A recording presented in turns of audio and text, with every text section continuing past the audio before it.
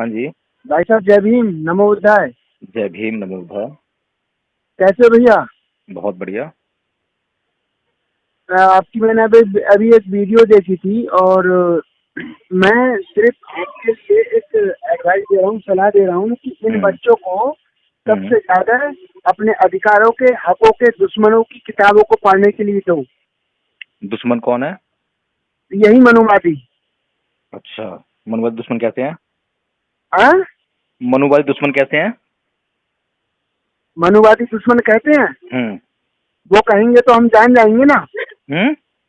वो अगर कहेंगे हमको दुश्मन तो हम जान जाएंगे ना। वो हमको दुश्मन कहेंगे तो जान जाएंगे? हम जान जाएंगे ना कि हम दुश्मन है इनके। नहीं, मनुवादियों ने आपका क्या बिगाड़ दिया? मनुवादियों ने हाँ। उसका बेड़ा गर्क कर दिया किसका? पूरे देश का। अच्छा। तो ये बताओ, उन्होंने उनसे बचाने के लिए बाबा साहेब ने कहा कि बौद्ध धर्म अपना लो, तो हमारे समाज ने अपना लिया बौद्ध धर्म? धर्म चाहे कोई भी अपनाओ, लेकिन अच्छा। सबसे पहले खतरे की पहचान करो, खुद को बचाओ, ताकि धर्म अपनाने से बचे रहो। अब वो न- धर्म अपनाते रहो। नहीं, खतरे की पहचान करने के बाद ही तो बाबा साहेब ने कहा था कि हमारी सारी समस्याओं का इलाज जो है ये धर्म परिवर्तन में है। तो और बाबा वोट साहेब क्यों की तो देते हो बात फिर? मानी नहीं है।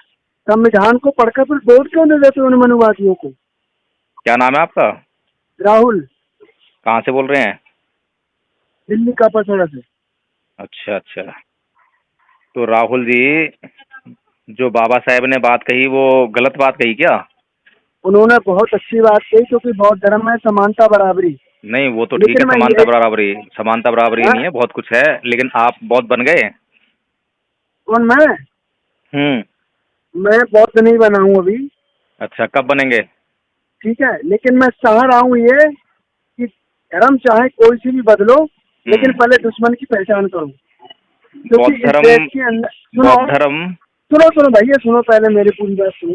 हम्म। क्योंकि इस देश के अंदर न जाने कितने धर्म के लोग पाए जाते हैं। हम्म। वो सब लोग हैं इन मनुवादियों के लिए गुलाम। हम्म। हिंदू का मतलब होता है गुलाम, काला चोर। हम्म। रहगन, रहगन का हम्म। मतलब राहगीरों को लूटने वाला। हम्म। मार्ग का लुटेरा, हम्म। गुलामदास बंदी, चोर डकैत बदमाश, हम्म। हत्यारा, काफिर, लुटेरा, बदमाश, हम्म। कैदी, बंदी, लुटेरा, थका हुआ, हारा हुआ। हम्म। इतने मतलब होते हैं एक हिंदू शब्द के। हम्म। ठीक है, तो हम्म। पहले जान को बचाओ अच्छा। गुलामी से। आदरणीय राहुल जी, आपने हिंदू शब्द के मुझे बहुत अच्छी तरह से अर्थ बताया है। अब एक बार जो है बौद्ध शब्द का भी अर्थ बता दो। हाँ भैया। एक बार जो है आप बौद्ध शब्द का भी अर्थ बता दो। बहुत, बौद्ध शब्द का अर्थ क्या है? बुद्ध का अर्थ क्या है? ये तो मुझे नहीं मालूम है, लेकिन मैं अभी खतरे को ही पढ़ रहा हूँ। खतरे को पढ़ रहे हैं? मैं खतरे को ही पढ़ रहा हूँ, क्योंकि मैं भैया न जाने कितनी मनुस्मृति बांट चुका अच्छा हूँ अपने समाज में। अच्छा।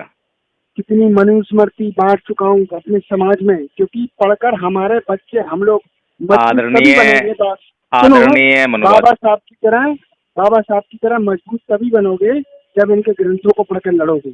आपको पता है बाबा साहेब मजबूत कैसे बने थे? मजबूत तो वो तब बने थे जब इनके ग्रंथों को पढ़ा था। नहीं, वो मजबूत ऐसे बने मन से। उन्होंने मन से जो गलत था उसको कभी स्वीकार नहीं करा, और जो सही था उसके लिए हमें संघर्ष करा, जब वो मजबूत बने। समझ रहे हैं आप बात को? जो तो फिर इनको वोट क्यों देते हो? है, इनको वोट क्यों देते हो? आपको जो मैं बताना चाहता हूँ, अगर थोड़ी सी धैर्य रखें और सुने तो मैं आपको थोड़ा सा बता सकता हूँ। बताओ। हाँ। जैसे आपने हिंदू शब्द की बहुत लंबी चौड़ी व्याख्या कर दी ना, हम्म। लेकिन जब बुद्ध के शब्द की हमने बात करी कि बुद्ध क्या है, बौद्ध क्या है, तो उसकी आपने बिल्कुल चर्चा नहीं करी, है ना? हम्म। तो एक आदमी आपके सामने खड़ा है, तलवार भाला लेकर, गोली हम्म। लेकर, है ना? हम्म। हम्म। और आपने जो है अपने आप को सुरक्षा कवच बना रखा है। हम्म। तो वो जो सामने वाले के जो तीर भाले और गोली बारूद, वो कुछ भी काम नहीं करेंगे आपके ऊपर, करेंगे क्या? बताओ मुझे।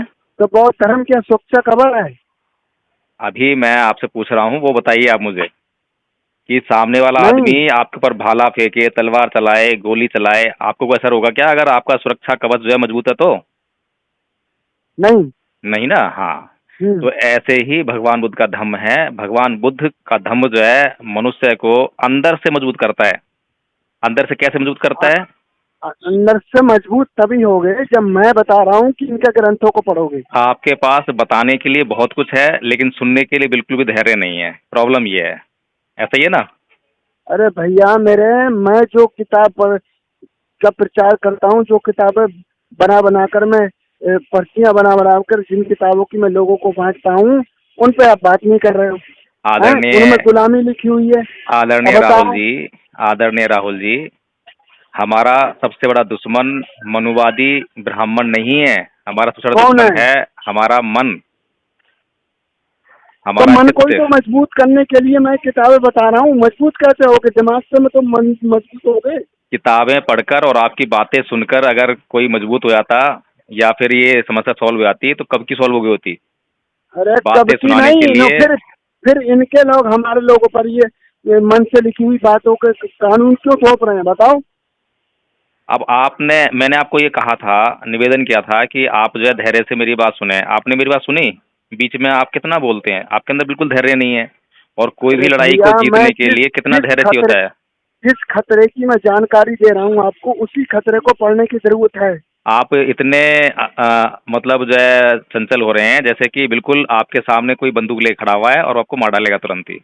आप इस तरह से अरे बात कर रहे हैं भैया, मुझसे। ये वही हैं, ये वही हैं, साम दाम भेद वाले।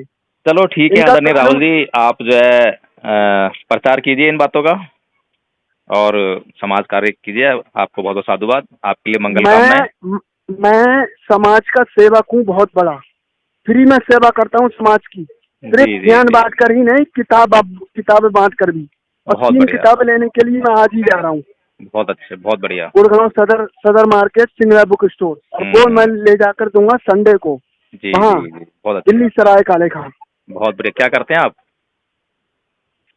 भैया, एक पार्ट टाइम जॉब जॉब करता हूँ हम्म, और एक कंपनी में करता हूँ। क्या करते हैं कंपनी में? साफ सफाई का काम। अच्छा अच्छा, हाँ, चलो। वाल्मीकि समाज से हैं या जाटव समाज से हैं? वाल्मीकि में। अच्छा अच्छा, तो सबसे पहले ठीक तो है। आपको बहुत बहुत साधुवाद कि आपके भीतर इतनी जागृति आई और आप अपने समाज को जगाने में लगे हुए हैं।